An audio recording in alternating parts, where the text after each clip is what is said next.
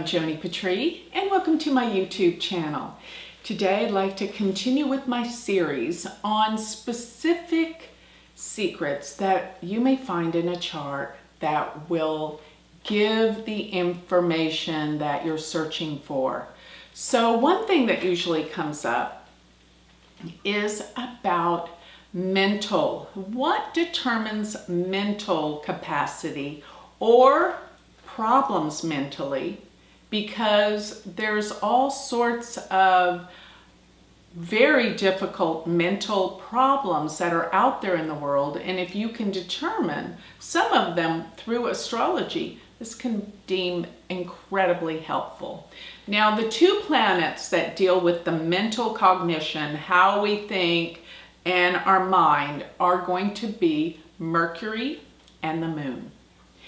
And when you put these two planets together, Mercury and the Moon, and this means either they are in the same sign or they are opposed to each other. So this means that Mercury and the Moon are fully aspecting each other. If this is the case, this person can never stop thinking.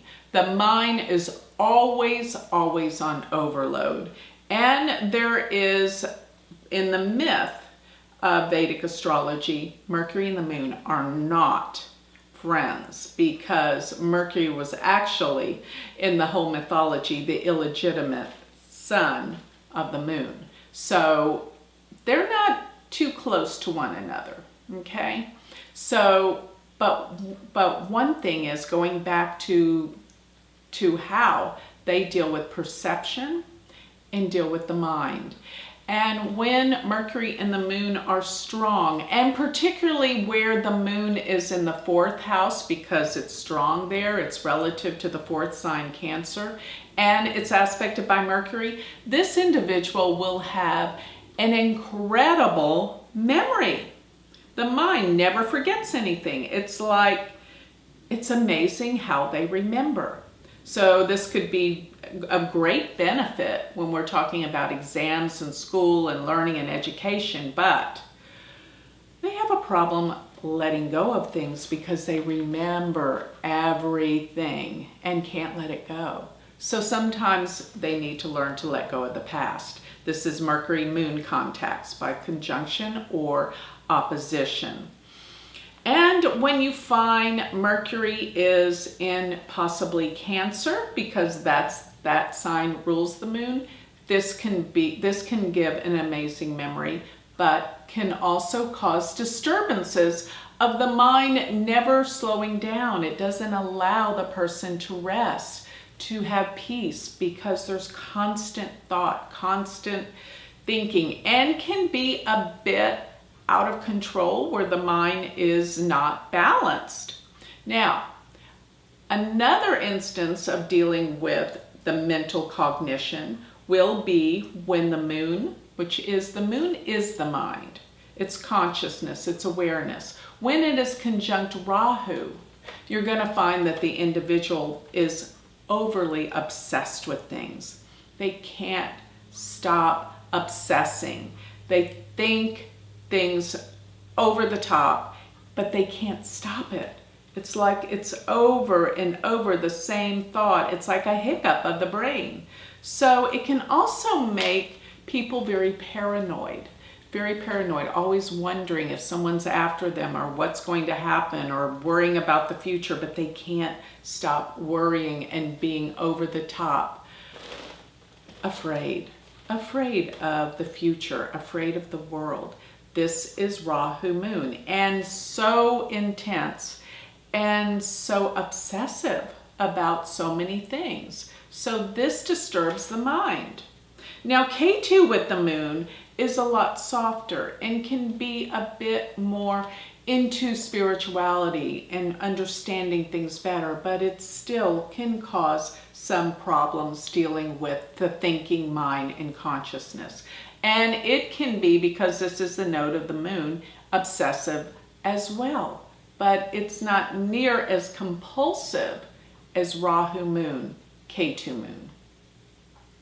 So another aspect is any planets that are with the Moon or with Mercury can give a perception of the quality of the mind, how they think, what they focus in on. Of course, Jupiter with the moon or Mercury with Jupiter will be more optimistic, will be happier, will look at things in an optimistic viewpoint. But Saturn with the moon can make someone serious and depressed at times. This will be the case. As well as Mercury being with Saturn, this will be someone that can be very serious, and the level of focus of the mind is laser sharp because they can tune everything out and focus. This is Mercury with Saturn. And usually they're great writers because you have to focus to write and you have to be disciplined. So there's the mind with the discipline and focus with Mercury with Saturn, Saturn with the moon. The moon is more of the emotional body, but it's also the mind, and it's the way that the mind processes and thinks about things. And it can have this level of heaviness and depression. So Mercury and the moon conjunct planets. If they're conjunct Mars, Mars will give this energy, and Mars will make them very ambitious and driven. Mars, Mercury, I always call that the lawyer aspect because they're able to argue their points. They're incredible with their oratory ability and with speaking, focus. They talk about facts. This is Mars, Mercury. And Mars moon is a Chandra Mangala Yoga, which represents business success. So that's where Mars moon can really bring out successes. So the other planets, I'm not going to talk about the outer planets. They do give this quality though. If you have moon Uranus, trust me, things will be very unpredictable, especially relative to the mother. I guess I am going to talk about the outer planets. And Neptune being next to the moon, this is a mystic, someone that believes in the spiritual realm and has had spiritual mystical experiences. Pluto moon, everything's about being in control. And the mother, remember the moon is the mother. So the mother can be very controlling when Pluto is conjunct the moon. So Venus conjunct the moon means you will work a lot with women throughout life, because these are both indicators of the female and woman. So you will have something important to do throughout life or at some point dealing with women or women's issues. Okay, so of course, if you have the sun conjunct the moon, you're born under a new moon. And this is a dark moon. It's not a full moon, which is the opposite. When you have a dark moon, guess what that means? You're very introspective. You go within. You think to yourself, and you like your privacy.